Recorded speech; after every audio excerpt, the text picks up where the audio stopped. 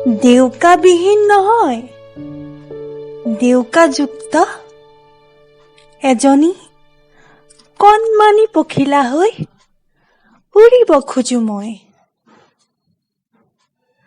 আধৰুৱা নহয়, এটি সম্পূৰ্ণ সপোন হৈ জিলিকিব খোজো মই। এন্ধাৰত লুকাব খোজা কণমানি সপোন নহয়, পোহৰত জিলিকিব খোজা কণমানি তৰায়তী হ'ব খোজো মই।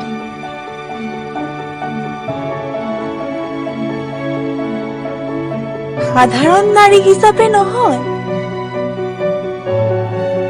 নিজক ভাল পোৱা, নিজৰ জনমভূমিক ভাল পোৱা এগৰাকী মহীয়সী নাৰী হিচাপে নিজকে সজাব খোজো মই।